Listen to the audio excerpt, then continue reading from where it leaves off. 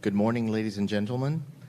Welcome to the side event, Mangrove Ecosystem Conservation, Blue Carbon Synergies in Latin America and the Caribbean. My name is Julio Montes de Oca, Director of Coastal Resilience for Audubon Americas. And on behalf of Audubon Americas and Conservation International Colombia, we would like to welcome you all. To go into our program, I would first like to welcome His Excellency Tim Stu, His Majesty's Ambassador of the United Kingdom in Panama, for some opening words.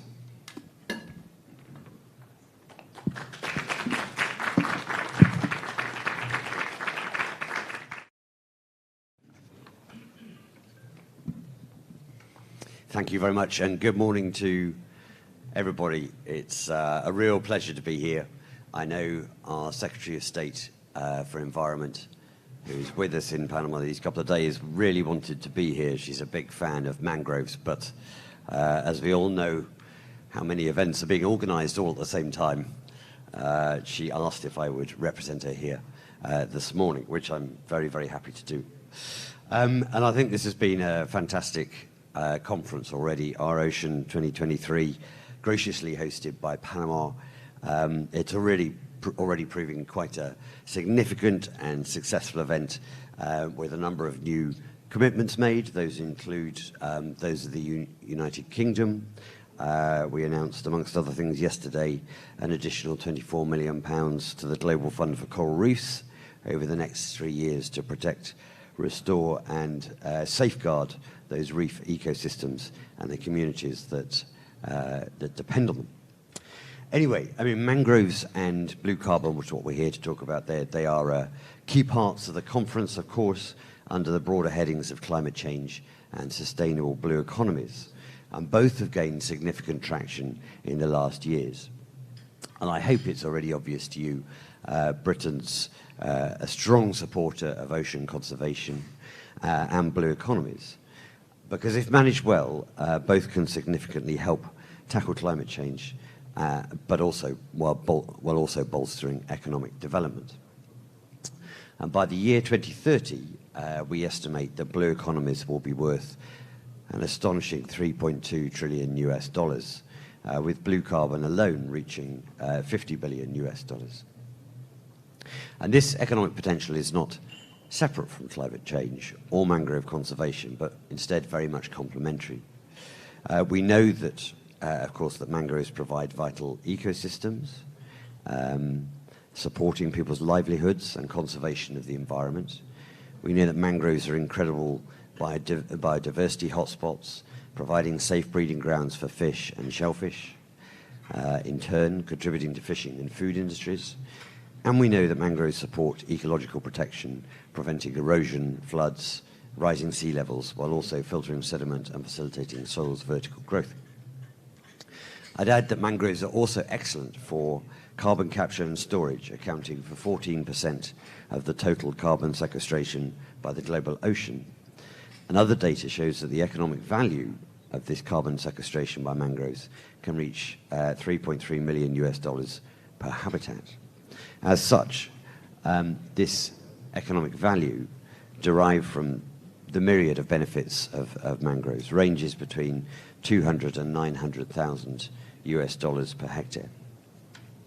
But we also recognize the challenge, because despite their critical environmental importance and economic value, mangroves are seeing a significant decline on a year-to-year basis. Between 20 and 35% of the world's mangroves have been lost in just the last 50 years, mainly due to aquaculture and agriculture. So in response, Britain, as a staunch supporter of the blue economy and ecological conservation, has developed the UK Blue Carbon Fund. And this promotes the sustainable management, conservation and restoration of mangrove habitats by developing operational blue carbon markets across the Caribbean and Latin America. And also, this UK fund empowers local communities by providing sustainable income sources and pushing for low-emission, climate-resilient development. So I'm really delighted that the fund's aims have already materialized into high-level projects, both here in Panama and Colombia in partnership with the Inter-American Development Bank. Thank you. The Panamanian project Patrimonio Natural Azul and Colombian project, Vida Manglar, are literally breathing new life into mangrove conservation in both countries, contributing to the global climate change effort. In Colombia, the second phase of the Vida Manglar project will help restore the mangrove ecosystem in the Caminera district and the National Bosques de Guacamayas Park. And here in Panama, the project has already delivered national dialogues with the Ministry of Environment and key blue carbon partners. And it has also already produced a national conservation plan for the Perita Bay, a mangrove hotspot, and international Ramsar site. So both projects will enable the future analysis and viability of carbon credits, supporting the spread of blue carbon policies. And I hope these projects will more broadly support the development of national policies and will be replicated more widely across Latin America as a result. Because this is a region rich in mangroves and marine diversity with huge economic potential for development in blue carbon markets. It's already shown the political will here for sustainable development, and on the evidence so far, I'm sure that mangroves and other blue carbon initiatives will not be left behind. So to conclude, thank you again for the invitation. I want to thank each of you for joining us today. I urge all of you to use these days as an opportunity to exchange good practice and share knowledge on some really crucial topics. And of course, there are some difficult conversations that we have to have on how best we can join together to deliver global change. But we need to do all we can to work together for a more sustainable and healthier planet. So thank you for listening, and I extend my best wishes for another great day of productive discussion. Thank you.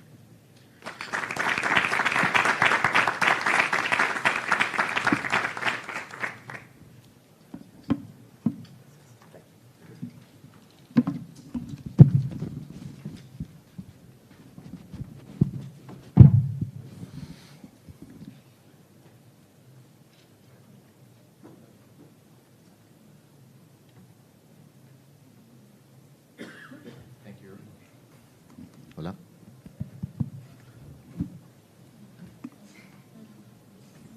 Thank you, Your Excellency, and thank you for the support of the United Kingdom in mangrove and oceanic ecosystem conservation. I would like to introduce now Esperanza Gonzalez, Climate Change Specialist of the Inter-American Development Bank here in Panama.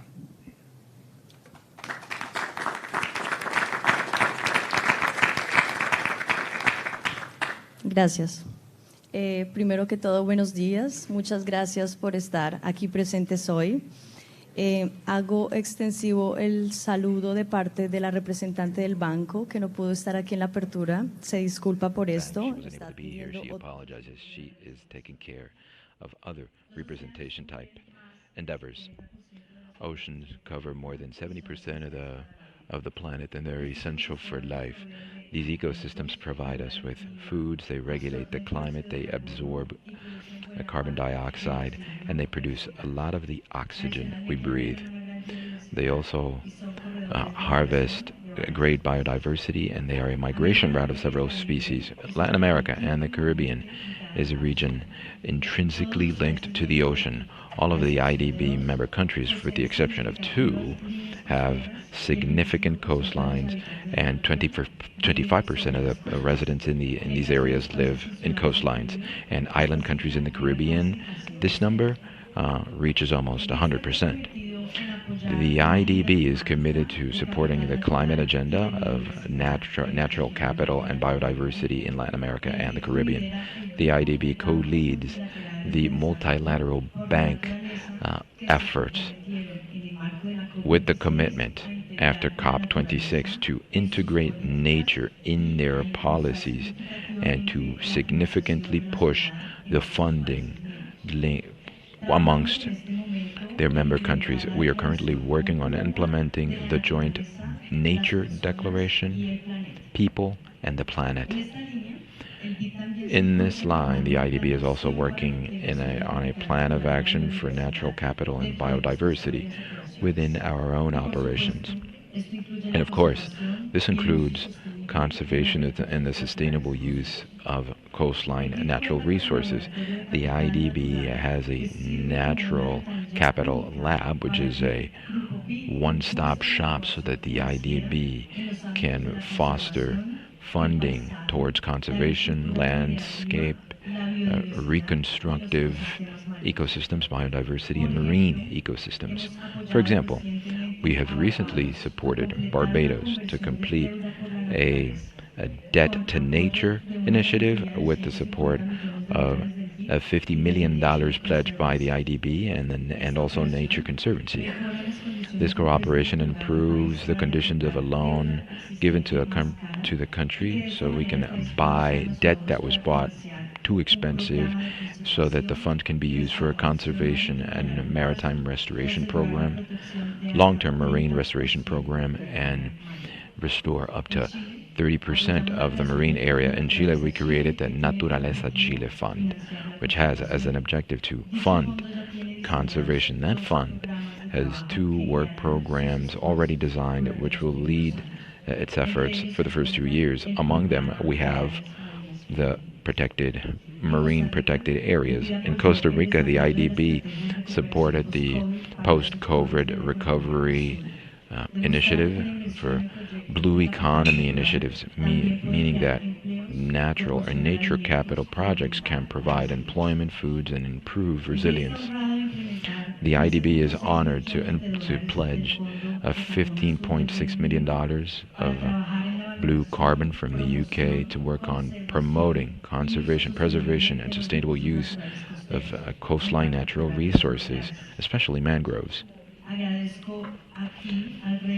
I thank the UK for being a strategic partner and giving us the opportunity to use these funds, to manage these funds in several countries, amongst them Panama, Colombia, and Jamaica. I would also like to take this opportunity to thank our implementing partners, Audubon, as well as the Panamanian and Colombian market for working together with these projects. Mangroves, the one ecosystem where you have marine and land terrestrial ecosystems, are a key asset to nature. Mangroves are important to harvest carbon and to tackle climate change, as well as keeping great biodiversity. So what we will deal with today is no smaller task. That is why I ask you to make the best of this time, and I hope you learn a lot. Thank you.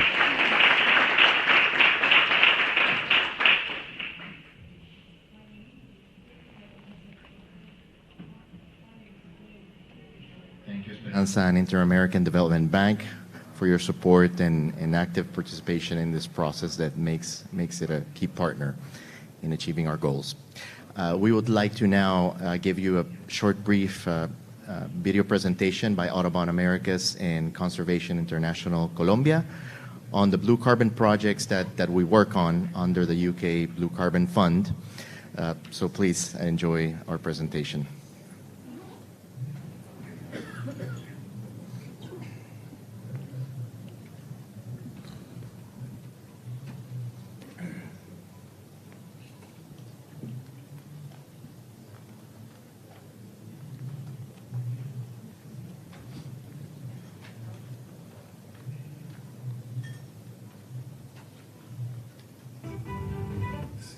Uno de los principales ecosistemas del campo.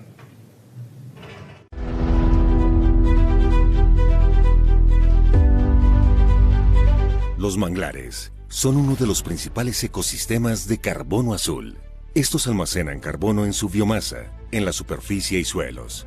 Son un excelente aliado para combatir el cambio climático, ya que secuestran carbono a tasas superiores y almacenamiento por unidad de superficie que los bosques terrestres.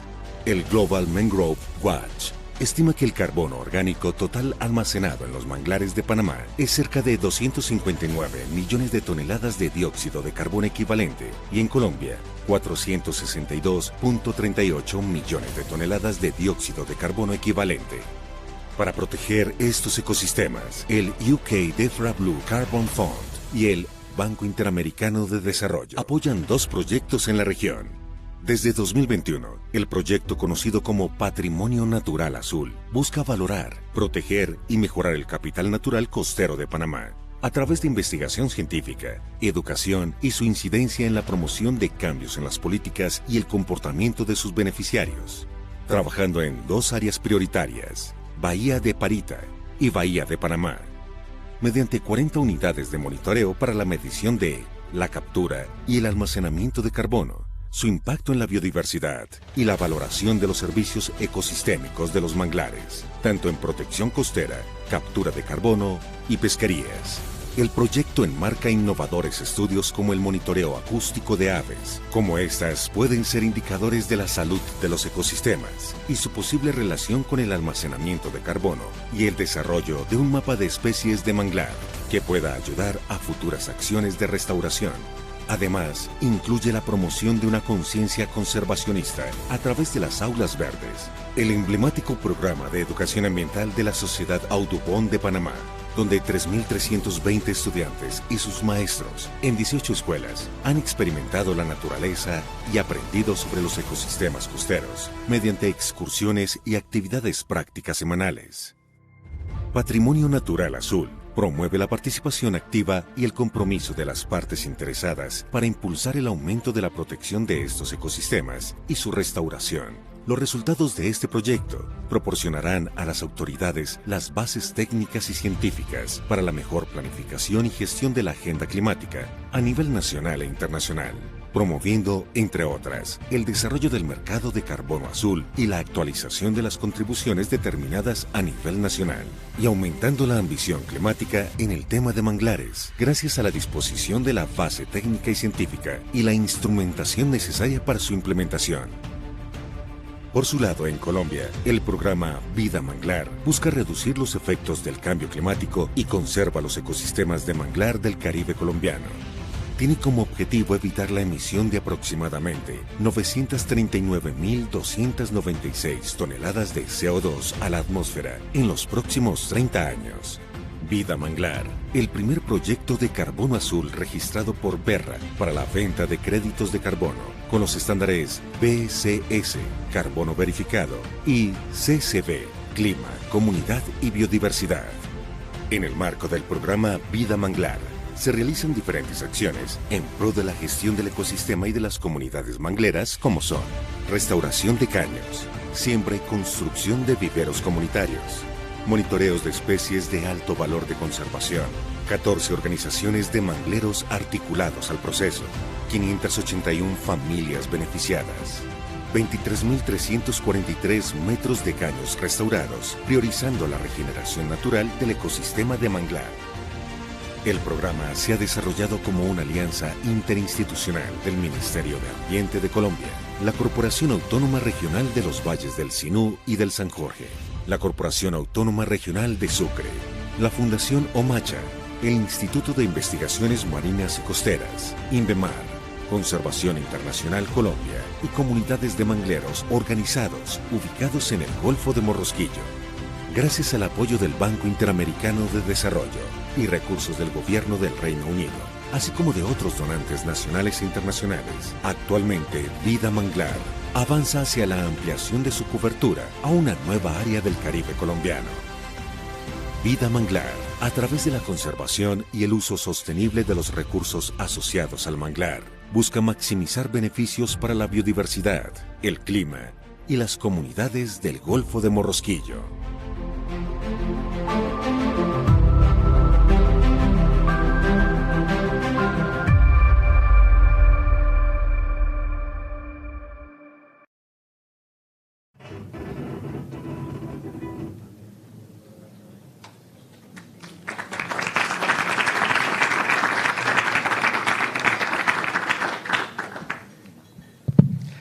Gracias por el aplauso. A continuación vamos a A round of applause. You were able to catch the gist of it. We would like to now move to an international sphere where projects like ours develop, coordination and alignment with initiatives of global level. So I would like to introduce, without further ado, our colleagues and esteemed friends, Steve Canty, research biologist at Smithsonian Environmental Research Center, and Carlos Correa, Senior Fellow and Blue Carbon Ambassador of CI Colombia, to talk to us about the global mangrove breakthrough. An applause for a welcome, please.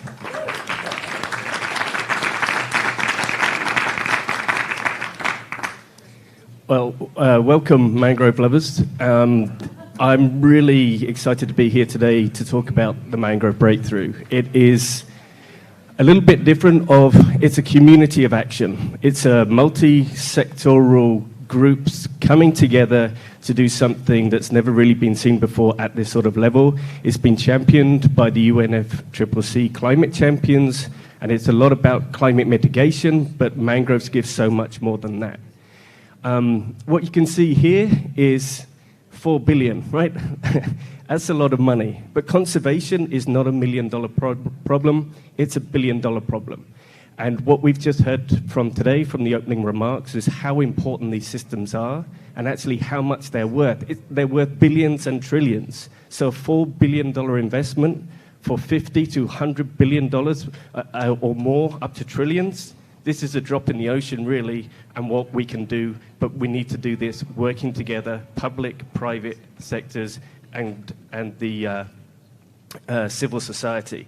And I'd also like to say, so the Global Mangrove Alliance has been pushing a lot of this behind the scenes and helping, and the Smithsonian is part of that, is one of the member organizations, and we, as Smithsonian, are one of the scientific partners who have endorsed the breakthrough. And we're looking for more groups to come together to endorse this right now.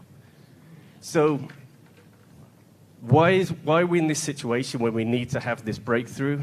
We've lost at least 50%, depending on the science, up to 80% of the mangroves worldwide. So we really do need this concerted effort of everyone coming together and working towards conserving, managing, and restoring these ecosystems. And we're going to do this through 4 main goals, and that's halting loss. What can we do to stop any avoidable losses? We can't stop erosion, but we can stop cutting for aquaculture. Can we improve aquaculture processes? We're going to be doubling protection, and this is really key. It's not just about doubling what we have, but also making sure that what we have is effective and just and equitable, so that this includes local communities, indigenous peoples, and making sure that as these protections come through, that management is there and allows sustainable use. Restoring half of what we've lost since 1996. There was a big discussion about what the baseline should be, but the science geeks came together and were really able to sort of decide that this was a good way, a good baseline to move forward, because this is a way that we can monitor this. And so this is 4,000 kilometers squared of mangrove that we need to be restoring by 2030. And then the last piece here, goal 4, is one of these key pieces. Some of this is this $4 billion coming in, but also how do we do this for the long term? Restoration, monitoring, management is not a one-shot deal. This is going to be 5, 10, 20, 30 years, 50-year investments. So we have to make sure that these investments move us forward and allow us to keep continuing to have halting loss, doubling our protection. And hopefully we'll get to a point where we no longer need to be restoring, because everything will be managed well. So I'm going to now hand it over to a new but very good friend of mine, and our mangrove champion, Carlos Eduardo Correa. Well, thank you, Steve. Thank you very much. Here? Okay. Well, good morning, everyone. Thank you to Audubon, to the government of the UK, Panama, Conservation International, the Smithsonian, all the people that they have been, make this possible, the IDB and all your team. Steve was just telling about the halt loss of mangroves. And you know what? Yesterday, we were talking to some friends, and I was just telling them about, we had very bad news. I don't like bad news. I'm a positive person. But the bad news is that since 1996, we have lost 1.1 million hectares of mangroves. And that's sad, you know. You can imagine that these kind of ecosystems are disappearing. But then we have good news, because 74% of those mangroves can be restorable. So we can recover the 74% of those mangroves. And the challenge and the goal is to restore half of those. And you were talking about kilometers. I think it's about 800,000 hectares, Steve? Yeah, up to 4,000 hectares. 400. 4,000 kilometers squared. Yeah. Okay. So we have a big challenge. And that's why the mangrove breakthrough is a big challenge. And we need, of course, UK have been leading this, but we need more countries to be part of this mangrove breakthrough. We need at least, our goal is to have at least, before COP28, at least 10 countries working on this. You know, there's 22 countries of the Americas have at least one mangrove ecosystem. So it's very important for the Americas, but also for the world, because when you go to Africa, Asia, Indonesia, everyone has to be part of this. And then,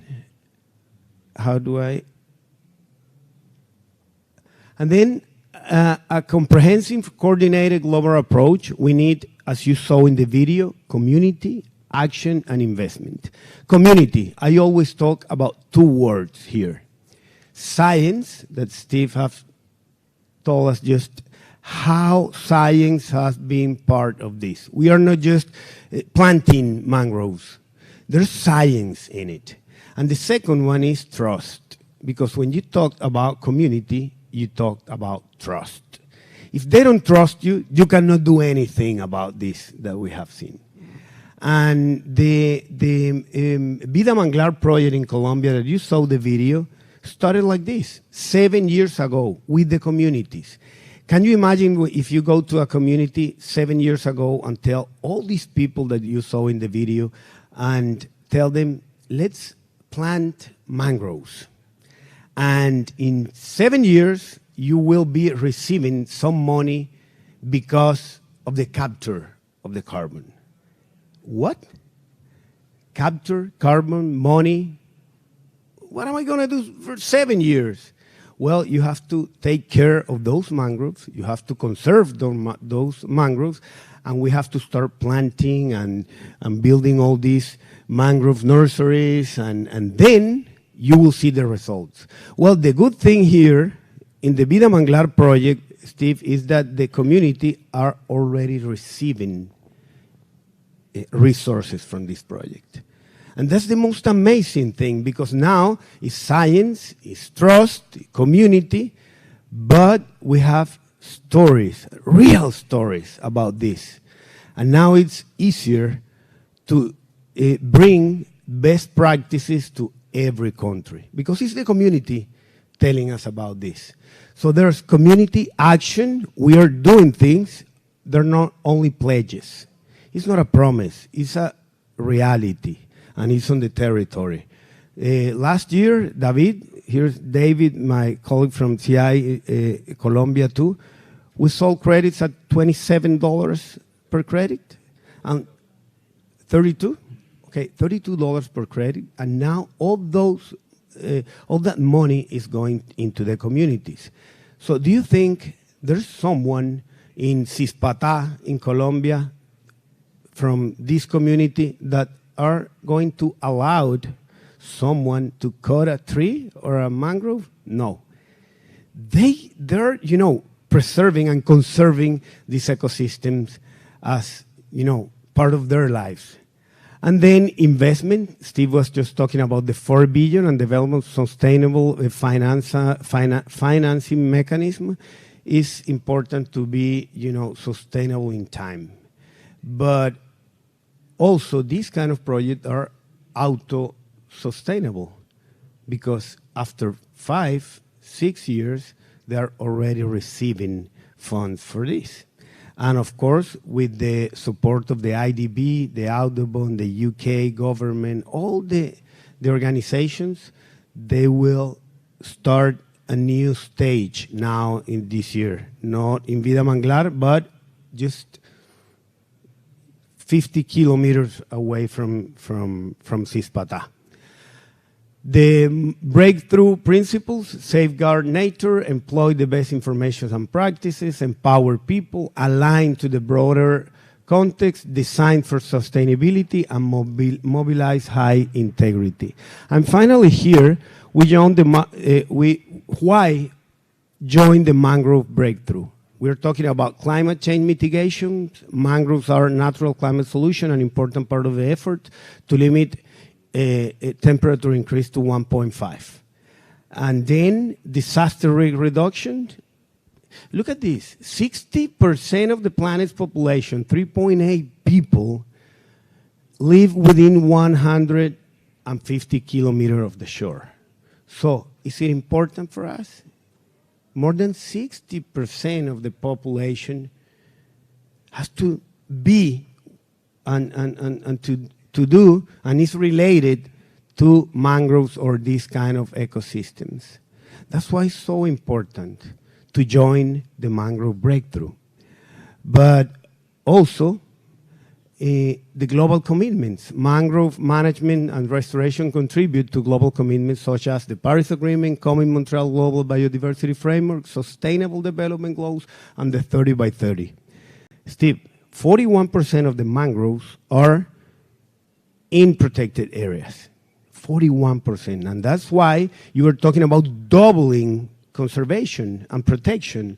So the goal for 2030 is not to have 41% of the mangroves in protected areas. It's to double, to have 80% of the mangroves in protected areas. So we have to be faster in the 30 by 30. Faster. We have to do it before 30, the 30 before 30. And then it's not only about the area, it's about the quality of the area. So that's why we need to double mangrove conservation in those areas.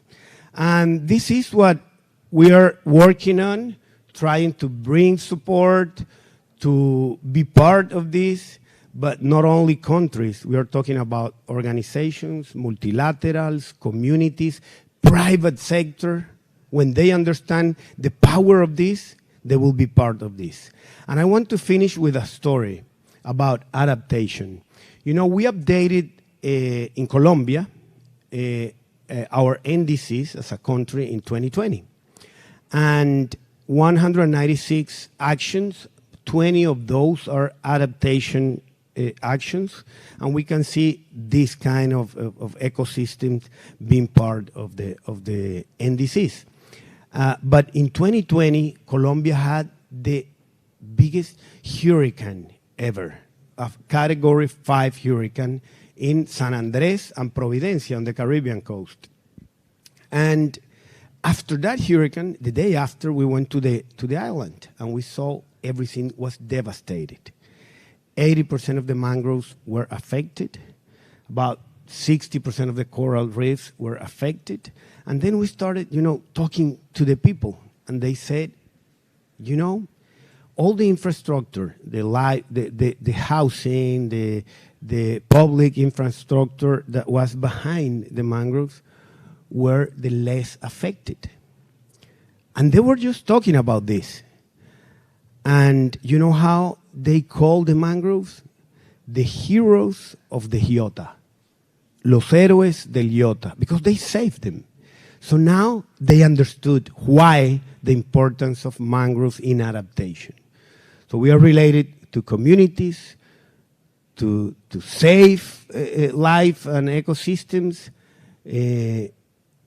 adaptation, blue carbon, income, communities, poverty, SDGs. So it's related to everything. And we have to care about this. So the invitation, Steve, is to be part, to help us to be part of this mangrove breakthrough. And, you know, as a final remark, Steve, I would like to ask you something just to finish.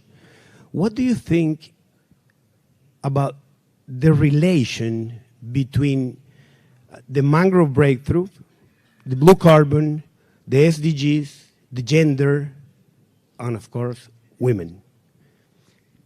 Thanks, Carlos. So just to quickly wrap up on that, it's one of our big things is that men and women really use mangrove systems very differently.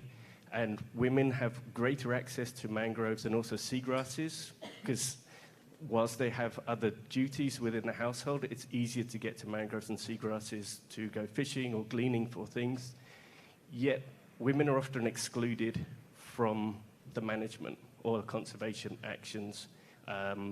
So really, it's how do we get women engaged within management and making sure we're not blind to their uses of this and getting them to the table. And there's a bunch of frameworks that are coming out to make sure that as you put initiatives in, that they're not gender blind, that they're actually gender positive, so that we're making sure that we have the right people at the table helping to make these decisions.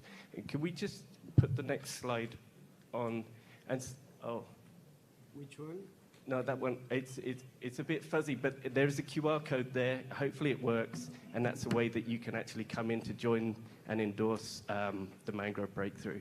Thank you very much. Thank you, Steve. And we have to highlight the projects that everyone is doing all over the world. Indonesia, Ecuador is doing a great job, Costa Rica, Dominican Republic, Colombia, Senegal, that is starting new projects with Conservation International too.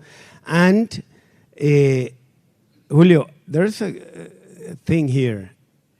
Maybe you will tell us later. How is this related to birds? Huh? It's a lot.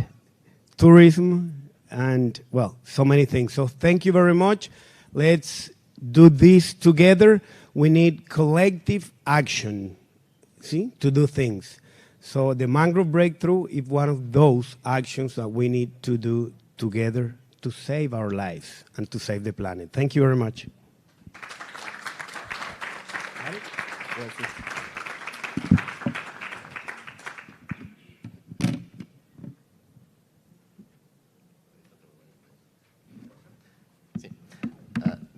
Thank you, Carlos and Steve, for the inspiring words Steve. and leadership, and showing how we also should link up the leadership of Panama and Colombia to a global goal. I would like to now ask Carlos to stay for some more inspiring words in our panel, and ask Dr. Ligia Castro, Director of Climate Change of Panama, who's also being the driving force behind a broader climate ambition in Panama and in the region. Démosle un aplauso de bienvenida.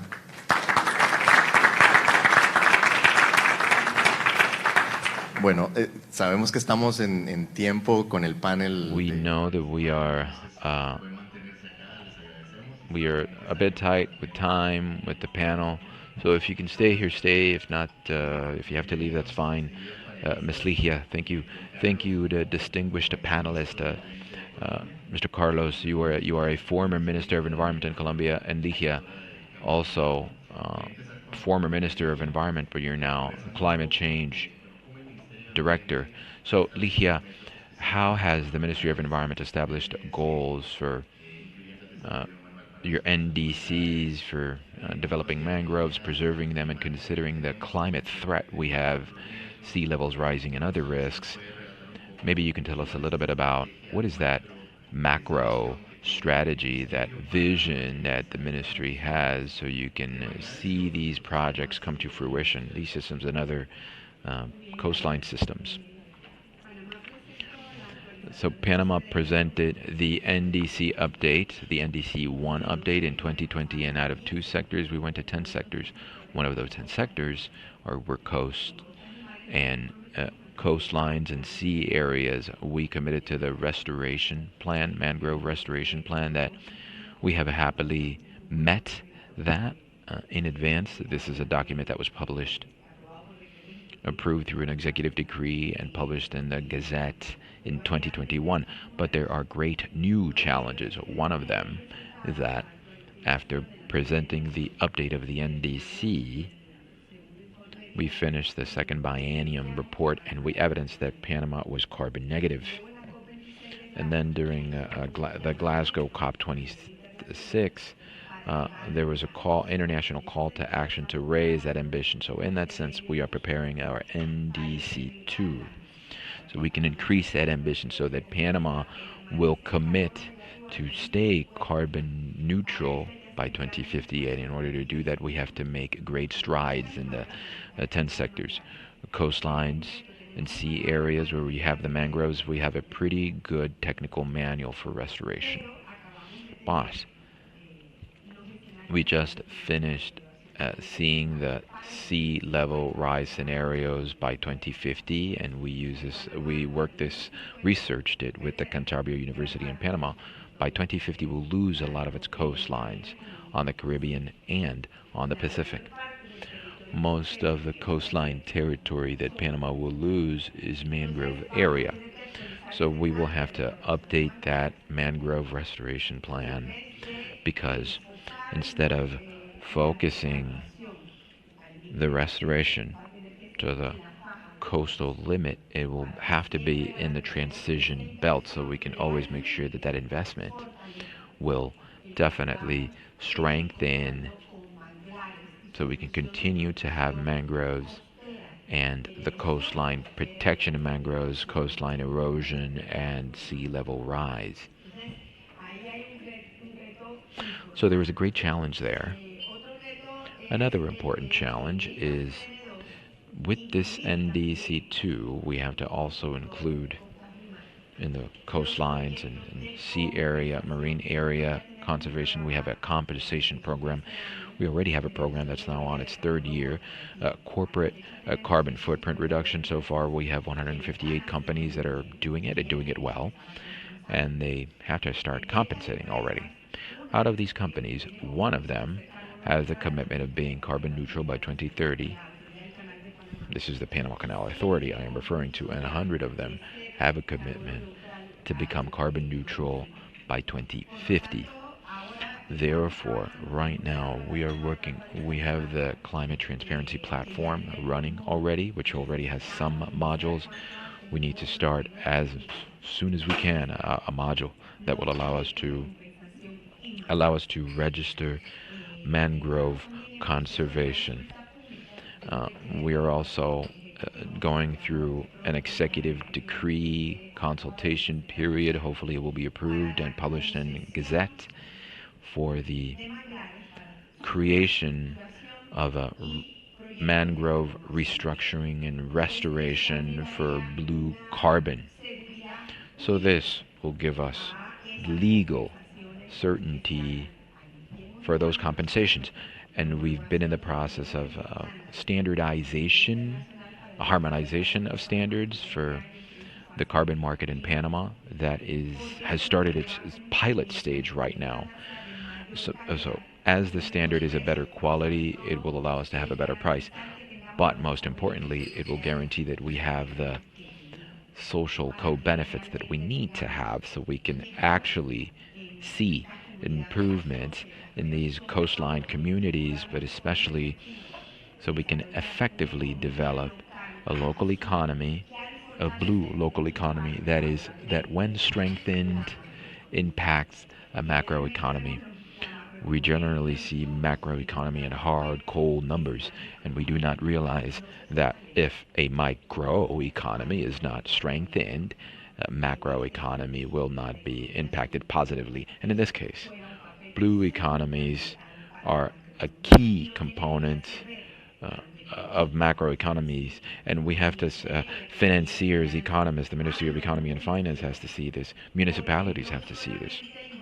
Because not only should we engage communities, we have to transform people's culture at a community level, at a private sector level, at a public sector level, so they can understand that without a blue economy, they will not have sustainable development. with a robust macroeconomy. Thank you very much, Ms. Ligia, and I would like to highlight that comprehensive focus starting off from mangroves, but also focusing on different areas, topics, and it is all intertwined with higher development issues. And from Audubon Americas and support organization, the challenge we have is to stay on that path with that momentum that you've set for us so we can reach those great and visionary goals. I would like now go over to Carlos. He was a former Vice Minister of Environment in Colombia. He also went through these first NDC development process. You were a part of that during 2020, 2022. You were in the administration during that time. Can you tell us about that? And maybe we can do like a comparison between Panama and Colombia and how are they similar? You know, the Pacific side, and how can we bring together and come up with some sort of regional node of mangrove lovers and people who recognize the value of them. You know, thank you very much, Julio. I think that first of all, after listening to Ligia, I'm kind of concerned. I mean, 2050, pretty much a lot of territory is going to be lost, and that'll be mangrove territory. This is key. The important thing is that there is information on this, there is data to back it up, and this is how we can plan ahead. If Panama wasn't doing this properly, they couldn't get ready for it. So it is key. It is good to have all those buffer zones, but I would guess that other countries may not have this information, because if it is happening in Panama, it will be happening in other countries. So we were just talking to Steve from Smithsonian. He's been working with Belize and other countries. I believe these are the important scenarios so that Panama can teach us from what they are doing, so we can replicate those best practices in other countries. And as you said, Panama, Colombia, Ecuador, and Costa Rica started to put together work since a while ago. They were able to have that first Eastern Pacific corridor, which is that entire protected area, all the way from Galapagos, Malpelo, Yurupari, Cocos, Coiba, and Panama. So this should not be just a pledge or a declaration, but just like they said yesterday, what are the commitments from here on out? And that, I believe, will be a lab for the rest of the countries, so they can help each other with best practices. So Colombia updated their NDCs in 2020, 196 actions, and out of those 196, for the first time, the NDC has 20 adaptation measures, not only mitigation, but adaptation, that include these ecosystems, marine and coastline areas, restoration of up to 1 million coral reefs, blue carbon as a mangrove life engine, blue economies that are around these communities, that happen around these communities that live there. Because if the community has no income, it will be difficult to preserve these ecosystems. Yesterday, we heard this from a panel, and they said we have to preserve the piangua, which is a mollusk on the Colombian Pacific. A lady was saying this, and she was saying, if they tell us we have to have, there's a ban or something like that, we will get no income throughout the entire year. Help us to find a way to come up with a different activity. And if you see this, we're talking about nature, we're also talking about human beings.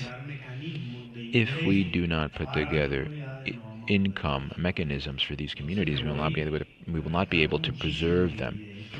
So my takeaways, and I would like to know more about these blue carbon commitment for mangroves, from the private sector, and how do they do this? We're supporting this, but we have carbon capture, and we'll have income, and obviously a conservation plan between now and 2050. If this is happening to Panama, what will happen in other countries? What will happen in the island nations, those tiny islands, Barbados or the Antilles, Dominica?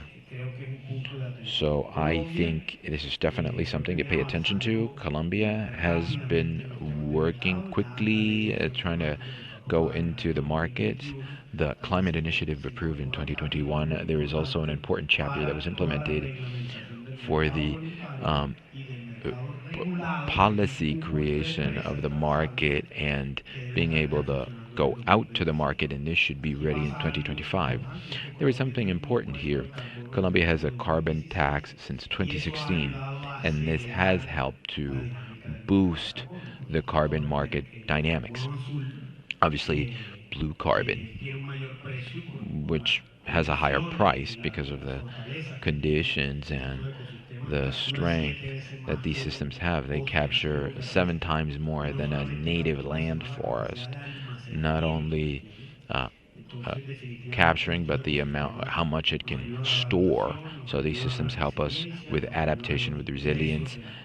They help us with community revenues, and they help all the biodiversity they shelter.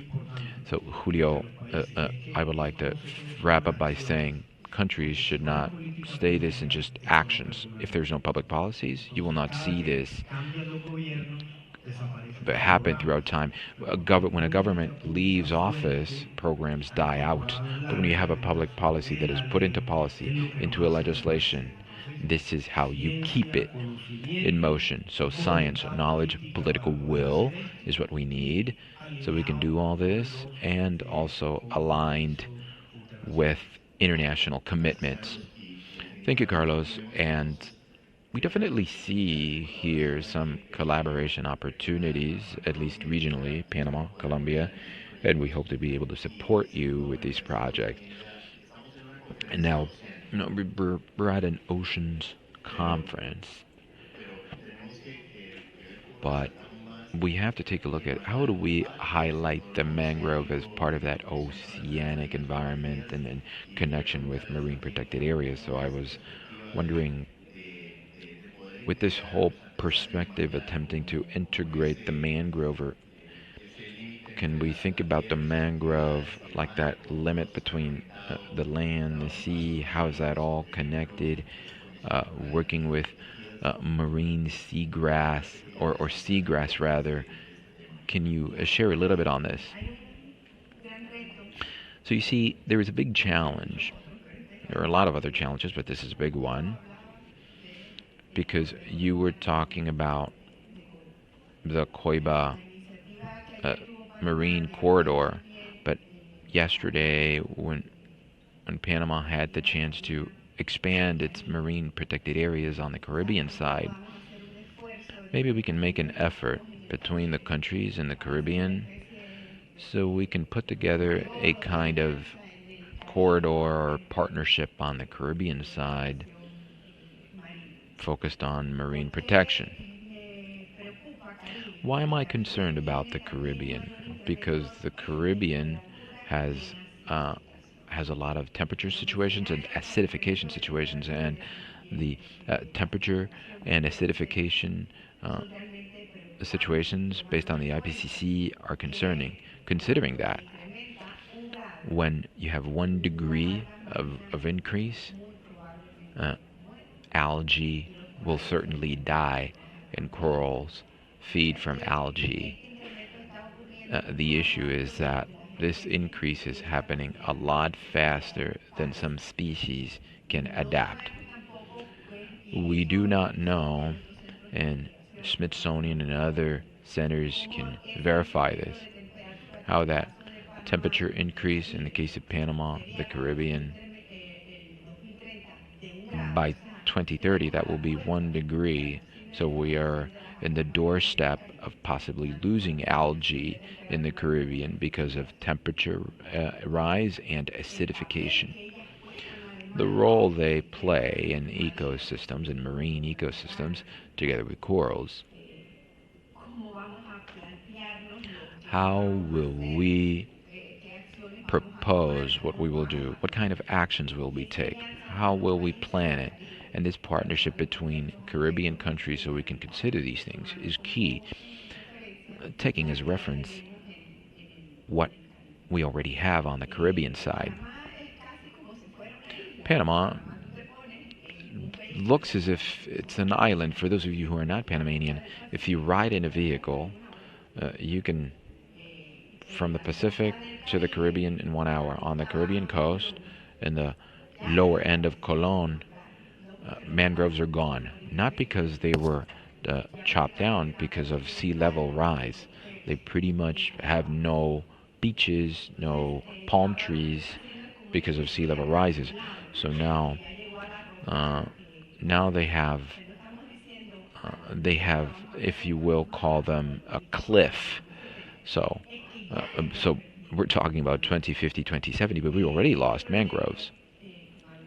This project, along with Audubon and the support from IDB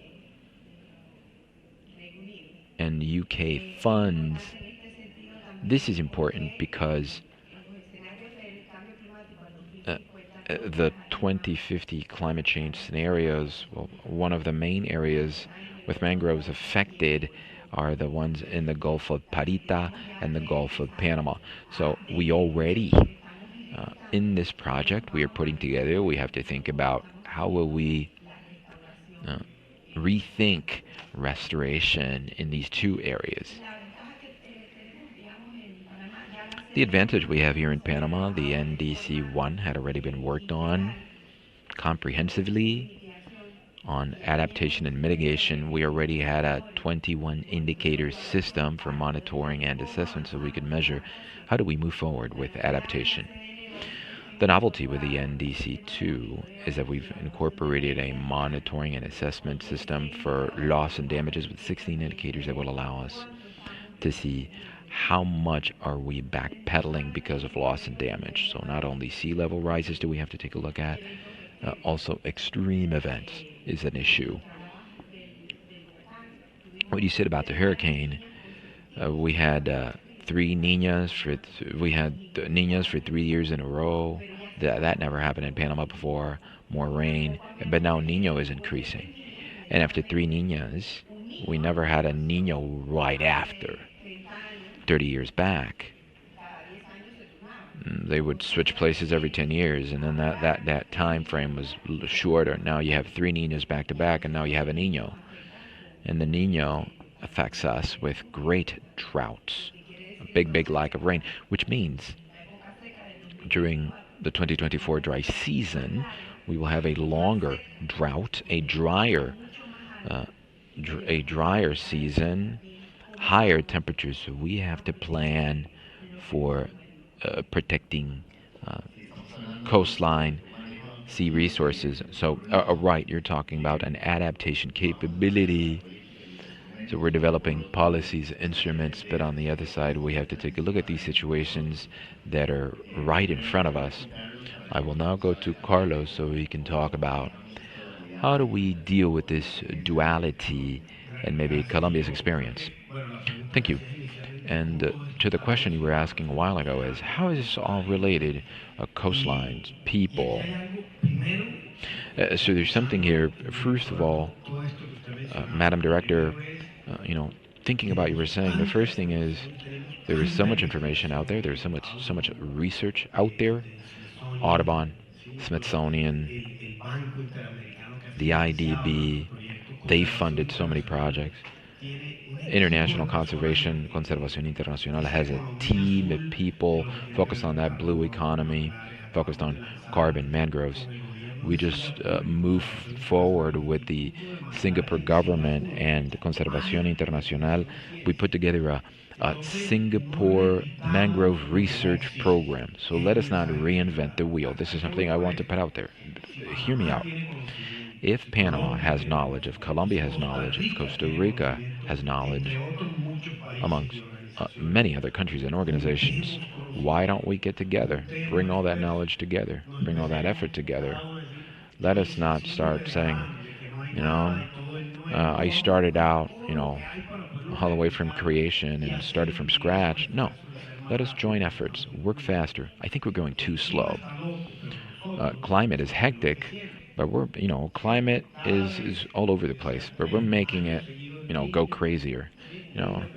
Niña, 3 years in a row. I mean, every time we chop down a tree, every time we cut down a mangrove, we are taking water from the system. We are taking food security away from communities. And this is why this is all related. Everything is connected. Water, energy. I was with the Panama group yesterday during an energy panel, and they were saying, look, 78% of the Colombian grid, energy grid, is hydropower. If I deforest, if I do not take care of these ecosystems, I'm taking water away from the system. If I get hit by a Nino phenomenon for 2-3 years, then I have no power. So how is this connected? And let me just go back to IOTA, Madam Director, and I was talking about that a while ago. Corals affected, mangroves affected, the forests were dried up and dead, fishermen communities. So we had an instrument where we paid for environmental services to the 300 and some communities that were affected, mostly fishermen. No pollinizers, no fish, no insects afterwards. So we were wondering, how do we get all this? Usually, after an extreme event such as this one, the first thing in people's livelihood, their houses, infrastructure, roadways, energy. Hardly ever do you have an ecosystem emergency squad, right? We should maybe set one up, right? You know, we were there first, checking mangroves, pollinizers. Everything was devastated, so this is when adaptation comes in, loss and damages. Conservation, and the first people who start to restore the reefs, the coral reefs, are the family members of fishermen. So, lo and behold, after we saw more than 4,000 fragments of coral restored, we started to see fish a few months after. So communities today get payments for environmental services. That's income. They're out there snorkeling, diving, what have you, restoring and planting coral reefs. Today they see more fish.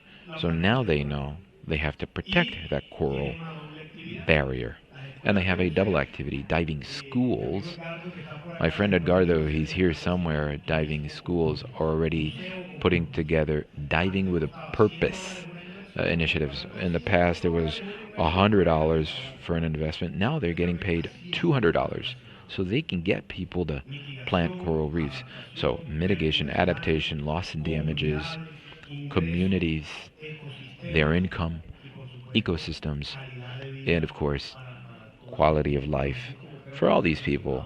And I think that this is all the value of protected areas. And why should I protect them? For that reason. Actually, I have to keep those conservation ecosystems that will give the benefit to communities and food security, which will be critical from here on out, because we will lose fish populations if there are no mangroves or coral reefs. We will start to be affected that way. This is how it is connected. So in this,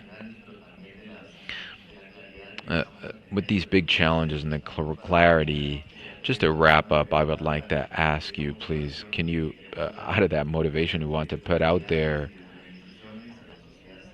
as an authorization and as civil society, how can we all contribute to the conservation of these very important ecosystems?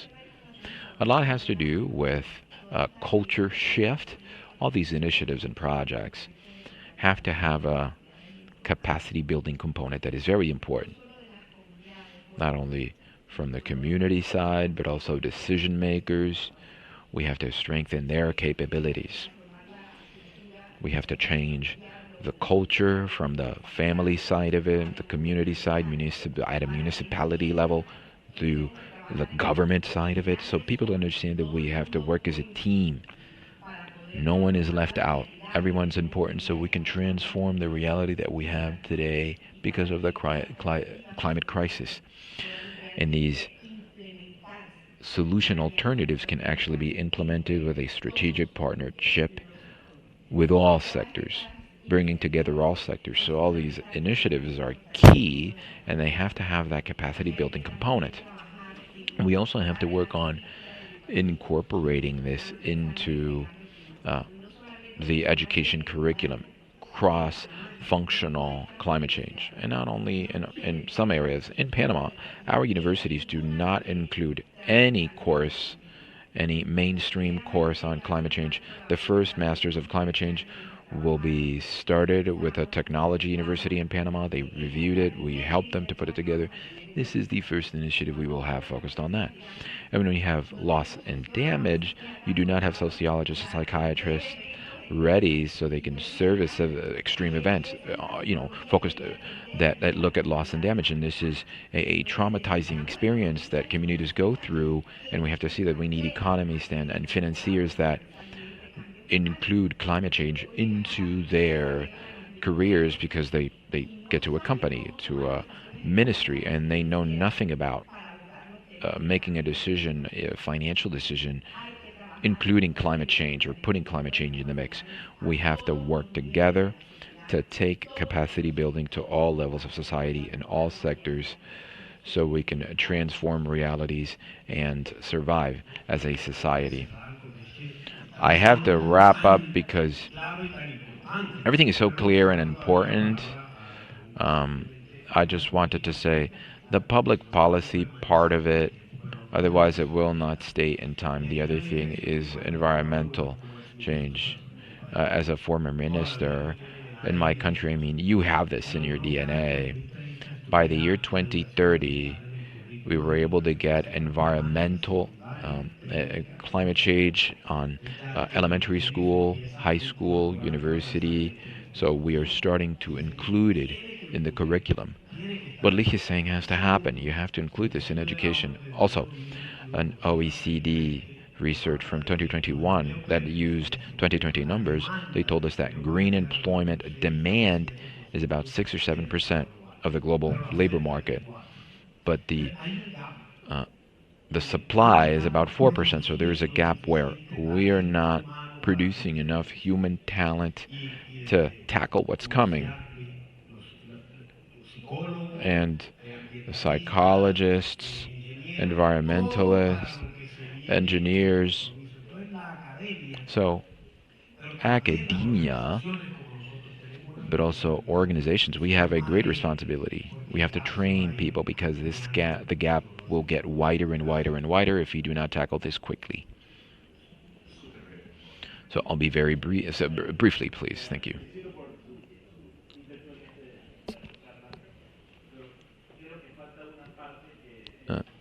Sorry, but I think there is something key that's missing. Thank you. I would like to know a little bit more about what you think, especially in the case of Colombia and Panama. What happens? What about people who've already destroyed kilometers worth of mangroves? I'm from the northern coast of Cologne. It's just awful to see. You see kilometers and kilometers of mangroves destroyed in coral reefs. You have these developments, and there are no deterrents. There's no enforcement. There are no punitive. That mangrove breakthrough needs that. I love your question, sir. This is a good thing to consider. Allow me to say that the day before yesterday, in the official Gazette, a new regulation came out, and that regulation updates environmental research reports, and now all environmental research reports that goes into the system has to identify climate vulnerability and climate risks of that place that is going to be developed, and all adaptation measures have to be listed so they can mitigate this, prioritizing nature-based solutions. Also, the project will have to bring down the carbon footprint and the water footprint. Also, inclusion of climate risk is also in process, and environmental audits. They are already in the consultation process before it goes out in the Gazette. Not only do we have an environmental prosecutor's office and attorney general's office focused on the environment, this regulation will help with these processes, which is not only a fine, but also jail time due to environmental crimes. What needs to happen is to have enough evidence, but the northern coast situation was used as an example. But we have to take a look at this. I mean, the type of business person that you have out there, that is why the culture shift is very important. Let me just give you an example. During an environmental research report that is already underway, and it looks at sea level rise, we did not have the current regulation. This was on a developer. The Chame Peninsula will be gone by 2050. This project was a Chame development, and the developer said, "I don't care. I'll just do a landfill, sell the houses, and by 2050, people will have to sell their houses." You see what I mean? So there has to be a culture shift. You have to change the culture. Not only is it environmental education, culture shift takes longer and it needs a lot more effort. Let me just give you another good example. That was a bad example, right? But a good example of an environmental research report that has been brought forward, and we've already presented the map, which was the airport tarmac facing the Panama Bay, and we told them, yes, if you develop this tarmac now, it'll be cheaper to get the loan because you have no one there to reimburse. But by 2050, you will lose your investment before you pay off the loan, and you're going to end up with a big debt. It is better to build a tarmac on the other side of your area, of your plot, because you will not, even though you have to refund some people, because sea levels will cover it up if you build it on the other side. So it's a culture change in prosecutors, attorneys, public officials, municipal agents on the private sector, and communities, because organized communities can bring forward complaints for a civil situation or a criminal situation, for a situation such as that one. Thank you very much. Okay, we started off from mangroves. We cannot take more questions, but we can go back to the panel. We started with mangroves. We talked about regulation and also government change, but also as a society level. So I would like to encourage everyone to work on this. Thank you, Carlos Ligia, for your time. And I thank you all for being here. And now I will go directly with David Dolarte. I do not know if he's here yet. Right. And we can wrap up. Thank you very much for being here. And let's stay excited so we can continue to work for the benefit of mangroves and for the benefit of our societies. Thank you very much.